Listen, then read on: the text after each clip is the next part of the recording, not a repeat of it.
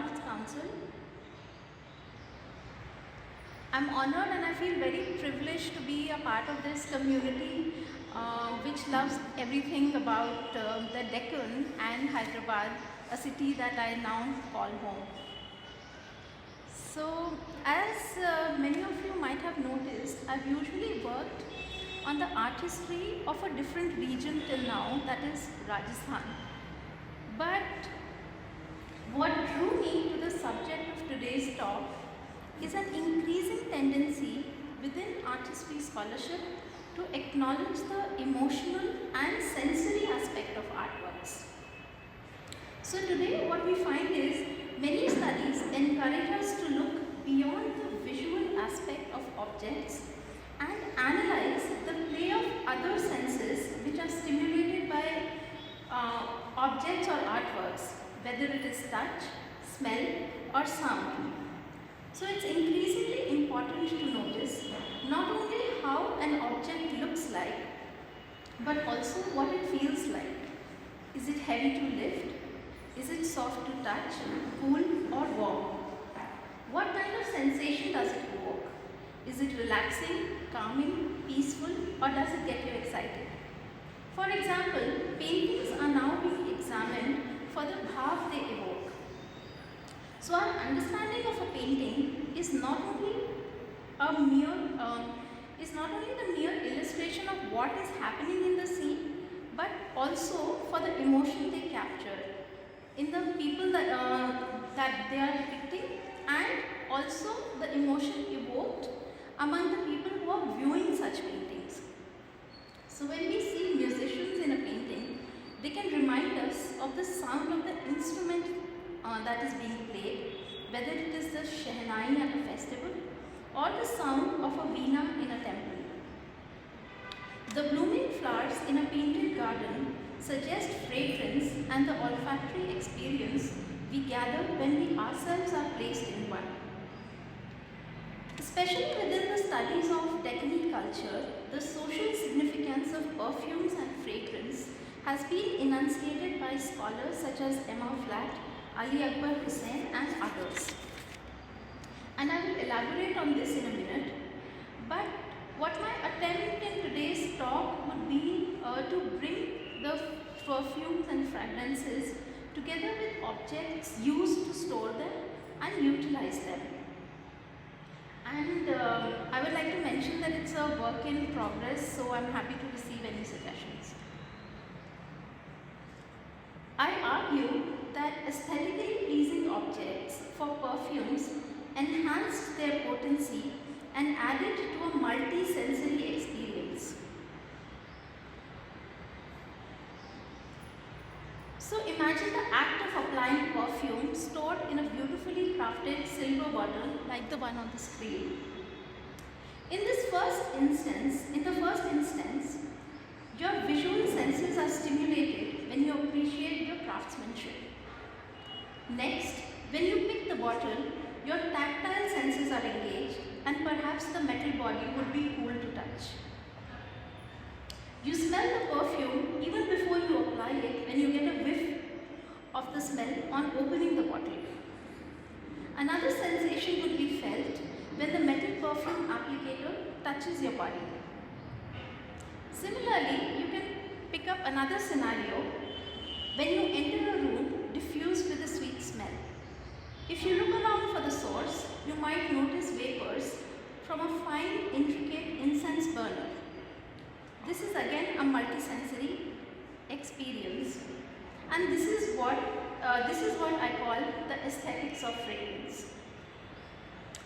One way to study perfume bottles, incense burners or braziers, usually categorized as decorative arts, is from the material point of view or the stylistic point of view, and this has been done by art historians for a long time in various studies, where they talk about the design of an object, its material, the technique of production, the provenance, etc.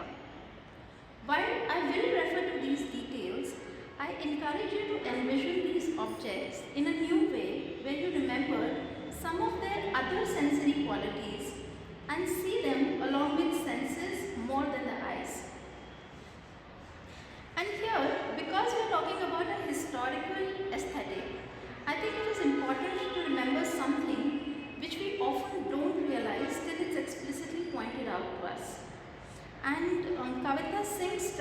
on this in her work and quotes Constant Classen, and it goes like this. In an era before electricity and before good quality glass was available for windows, people lived in relative darkness, and other senses of sound, smell, and touch were more important for perception than they are today. Our understanding of aesthetic experience in historic times then must be expanded correspondingly to lead us to sensate art history that understands how beauty was experienced in realms beyond the visual and in sensations beyond sight.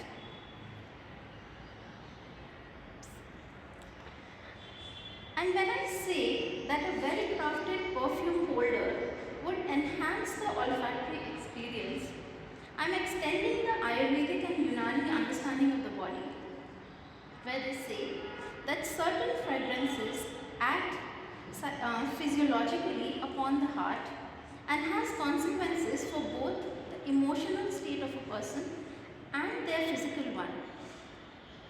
Just as smell has a transformative effect on humans, the beauty of an aesthetically pleasing visual object would enhance the emotional state to experience pleasure and lead the bodily humors to be in perfect balance. Before we go on to see perfume containers, incense burners, etc., I would first elaborate on the role of fragrance in Deccan court and society. In the multicultural and cosmopolitan world of the Deccan, two perfume practices came together. One was the distilled oil-based aromatic tradition from the Arab and Persian world, known by the Persian term itr. The other was the Indic tradition that goes back to the time of the Vedas. Both these traditions are represented in the early 17th century manual of perfume making called Itraya-e-Nauruz Shahi, which was written by Nizam Mahmud and dedicated to the Bijapur Sultan Ibrahim Adil Shah. In its 18 chapters, the author gives recipes and methods for the preparation of aloes wood candles or udbatti, fragrant oils, aromatic gulal powder, 9 ways of making ghalia, a perfume made from camphor, ambergris, which was popular in the Perso-Arabic and Mughal court, ways of extracting rose oil and rose water, ways of scenting apparel with incenses, and ways of making perfumed candles. At the same time, the author gives importance to the Indic breath fresheners like pan, supari, fragrant lime paste, etc. In another section of the manuscript, the author lists different kinds of mukwas and the method of preparing perfume massage pastes called chiksa. That a highly refined olfactory culture existed in the Deccan is borne out of another treatise on perfumery which was written in the 19th century in Hyderabad called Lakha, which also gives incredible detail on the preparation of camphor, musk and scented candles. And here in the painting on the screen you see Ibrahim Adil Shah in a procession. He's seated on an elephant and just next to him is another elephant. On another elephant is you see an attendant who is offering him pan, and next to him in yellow robes is an attendant holding a spittoon, and towards the corner underneath the umbrella there's a small figure. If you notice, the figure is holding an incense burner in his hand. So this is just to illustrate how fragrance was utilized not just indoors but also outdoors within the realm of the court. In the Itraya-e-Nauruz Shahi, Nizamuddin Mahmud also informs us that aromatics must always be layered and never used as a single unmodified perfume. Within a compound fragrance, there should be a combination of animal and vegetal smells. Each single essence within a perfume must be prepared either by mixing, marinating, infusing, or cooking the animal or vegetal simples with other olfactants. The best perfume should evoke wonder and novelty and should include an unfamiliar fragrance with unrecognizable origins. This is because one simple fragrance is familiar and can be recognized even by an untrained nose, whereas compounds would astonish even connoisseurs and elevate the user above all in his skills at perfume blending and access to costly and exotic ingredients. We also know from various sources that immense care was taken to perfume palace walls and floors. Various kinds of aromatics were used and applying layers of scents was advised. A 16th century Portuguese physician, Garcia da Horta, visited Ahmednagar from Goa, and he writes that the floors of Deccan palaces were covered with a strong smelling champa and roses all night and for much of the day. In the neighboring Sultanate of Malwa, the Nimatnama, a recipe book from about 1500, prescribes that palace walls should be rubbed with a perfumed paste known as abir, whose smell should include at least two of the following ingredients: mango, ambergris, beans, marhati aloes, perfumed fat, bruised grain, Chinese camphor, white sandal essence, sesame oil scent, sweet basil essence, champa essence, artemisia, turmeric, cardamom juice, etc. The author of the Itria in Norristrani also prescribes a number of recipes for perfuming the khwabga or the sleeping chamber. Ali Akbar Hussain analyzes them and indicates that the compositions combine floral fragrances with the smoke of aloes wood or oud. Additionally, aromatic roots, resins, gums, woods and animal secretions in various forms were crushed, burned, pulverized or scattered in the room. For example, in one recipe, it is suggested that garlands of scented flowers should be hung around the room and strewn on the floor, following which an incense burner should be lighted in the center with pieces of aloes wood, ambergris, camphor and sandalwood. The door of the room should be closed so that the fragrance is retained and permeates all surfaces and occupants.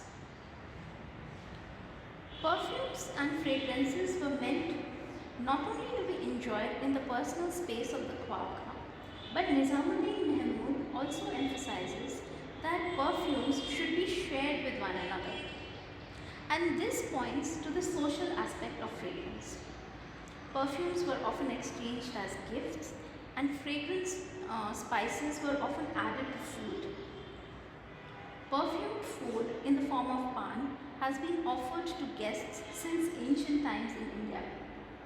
And many of these practices are familiar to us from our own everyday life, like at the end of a meal, it is customary to offer mukwas, fragrant pan or circulate a bottle of scent. Emma Flatt comments that this is the cultural function of perfumes and the sharing of a common scent establishes communal bonds and brings people closer by establishing a common olfactory identity for them. The most popular form of offering scents to arriving guests is with a rose water sprinkler. And here we have two examples from the collection of the Jagdish and Kamla Mittal Museum. Used for cooling and refreshing qualities, the use of rose water came to India from Iran, where in the festival of Up-Passion, rose water was sprinkled to invoke the memory of rainfall.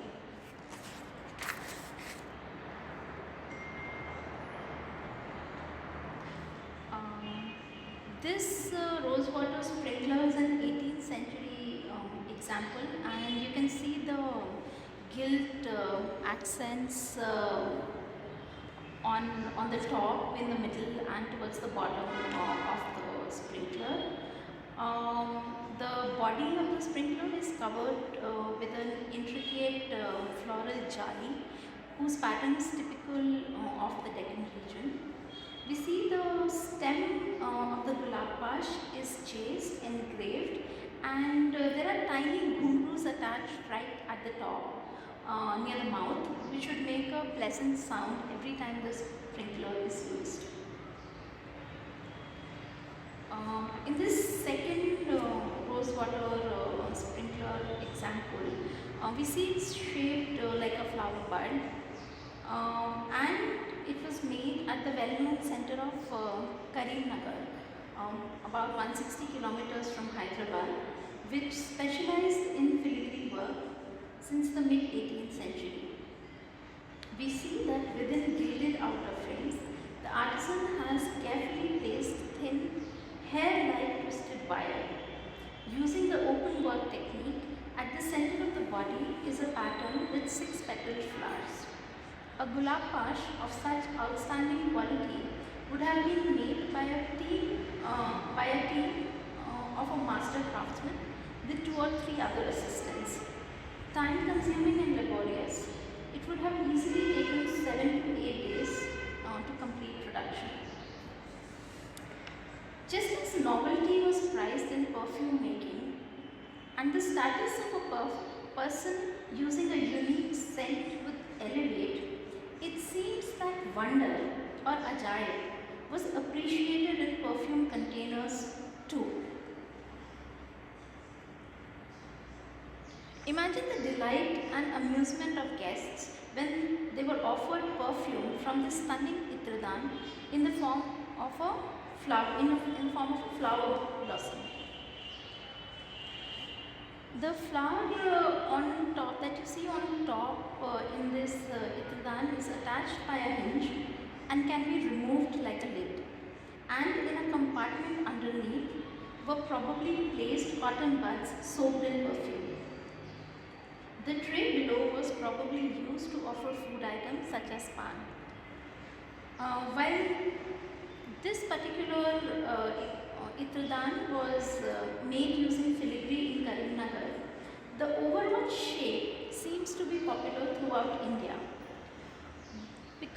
And I say this because this next example was probably made at Murshidabad around 1840, but its provenance suggests that it was used in Hyderabad after its production. And I've included this example and the next one to give you an idea of how these itradans would have been used. So in this one we see that sunflowers are arranged in are fixed on a vase which is placed on a tray. And now in this picture you can see how the lid which is attached to a hinge can be removed, and there's a container to put the cotton buds soaked in perfume. This is another example of the same design made with gilded silver. In this one we see between the flowers, and it can be unscrewed and removed. And so in one picture you see the complete perfume bottle, and then you see the metal applicator with the peacock on top.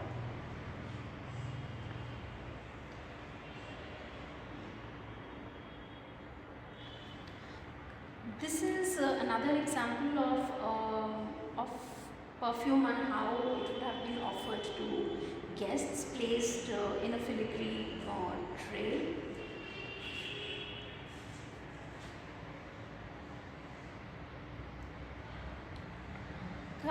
to the visual spectacle of perfume containers, this is an example again which would have been used in a social gathering. It's in the shape of a peacock and placed on an equally exquisite silver filigree tray. A hinge is attached to the neck of the peacock, which allows for the body of the bird to be used as a container for a perfume bottle, or to place perfume-soaked cotton buds which were offered to be tucked in the outer ear.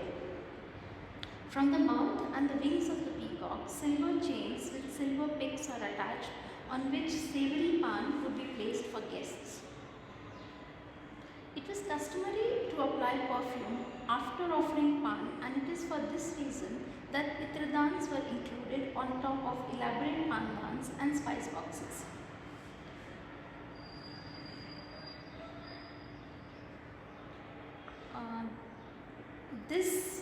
This is another example of a pandan from the Deccan and was probably made around 1825.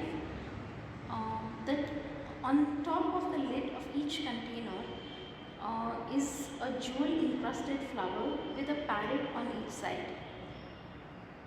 Near the foot and in the space between the two containers, you see a small peacock, and if you look closely, its tail is formed like small commas, and this is a form which is typically Deccan, and we'll come back to it when we are looking at incense burners. So in the center of this pandan is a large screw which holds all the lids together, and it just secures the pandan as a whole. But the screw doubles as a compartment to hold a perfume bottle. It's architecturally inspired by a tomb or a hexagonal pavilion and carries intricate details like cusped arches and lotus bud finials. When perfume was applied from such a bottle, the applicants would be united not only by the same pan they consume, the same scent they apply, but also as members of the Deccan region, where similar Deccan architectural buildings were often found.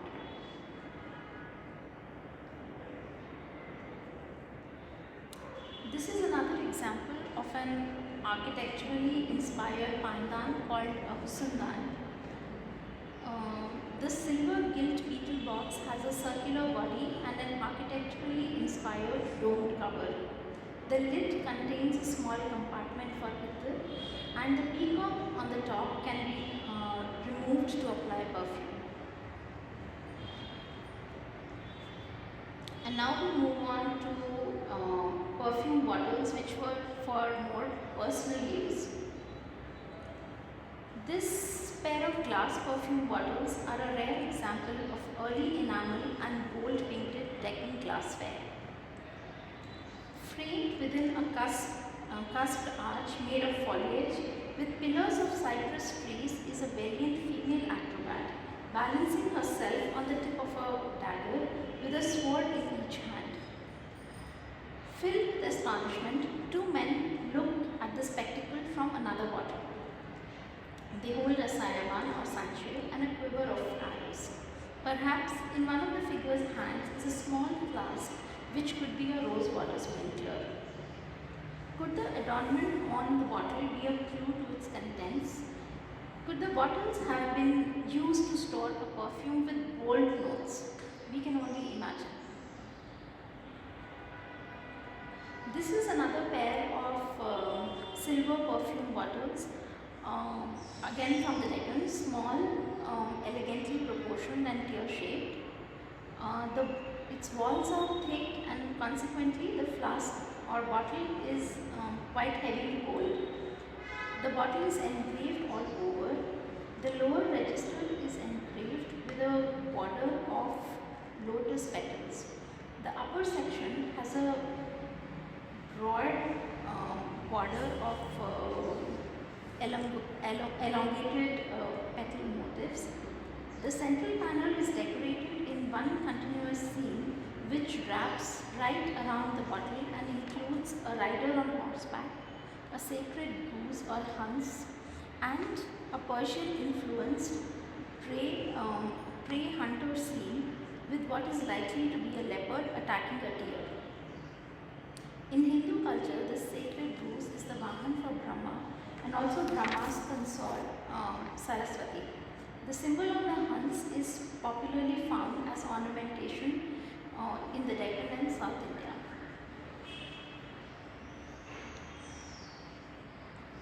This is another novel example of a double-sided perfume bottle which could hold two kinds of perfumes. Made in Hyderabad in the first quarter of the 19th century, like about 1825 to 30. It is again of a thicker silver and quite formidable and heavy to hold. You see it's covered with a very dense foliage which is arranged in vertical bands. The ground is meticulously punched to provide texture and enhance the gold gilding. The next two examples that we will see are those of an articulated fish, so fish shaped perfume bottles. And I don't know how much you can make out through the pictures, but the body of the fish is extremely flexible. It's made of dozens of plates cut from a thin silver sheet and then arrayed as rows of scales that have been sewn together with a silver wire. The mouth of the fish can be opened to reveal a hollow body where a small perfume vial would have been kept and is now missing. As such, the body of the fish has a muscular flexibility in the manner of a real fish. Possibly, the form of the fish is modeled on amhase, a fierce salmon-like fish known in South Indian rivers with similar body shape. The user of this perfume bottle would experience the multisensory at its best, as the shape and the weight of the fish would change with and without the perfume bottle inside it. It would be stiff with the perfume bottle, as you can imagine inside it, and pliable and light when it's empty.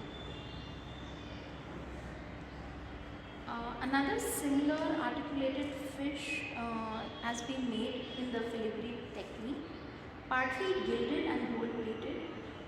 The head of the fish, its fins and tail have been covered with cutwork filigree. The fish has also been constructed in a way so that its body has a naturalistic curve. The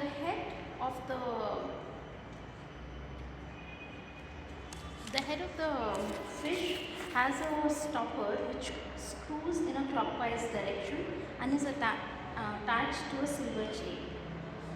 As you see in the picture on the right, how like the body of the fish, it's sewn with a silver wire. And now in the next slide, we come to the category of incense burners and braziers. So this is a brazier, or how you would call it, an angiti, which would be used to fumigate or perfume a palace room or shrine. The interwoven and symmetrical organization of the scrolling stems and leaves of the side panels follows a gracious design common in timbered objects and architecture, and can also be seen in the tile panels and stucco work of the buildings at either.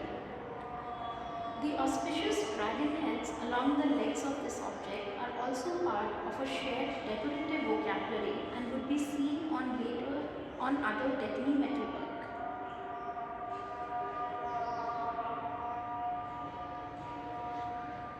This is a silver incense burner with engraved and pieced hammered silver sheet, which can be suspended from the three silver chains. It has 6 feet, and on the sides, on the sides, there. So one of these panels that you see can be opened as well. The cover is topped by a roundel engraved with a multi-petal flower and a solid cast bud-like finial. The shape is architectural and derived from a Deccan tomb. Possibly, the burner was commissioned to adorn the interior of a similar tomb. Zebroski points to a variety of Deccan tombs, such as the mid-17th century tomb of Sultan Jamshed Qutub Shah in the Deccan, that undoubtedly provided the impetus for such forms in incense burners. This next example is of a Bidri incense burner in the form of a vase flaring at the rim. 5 poppy sprigs in gold cover the body of the burner. Inside the body, a flower-shaped perforated disc is provided to keep incense. The lower band with cartouches is perforated for the vapors to escape.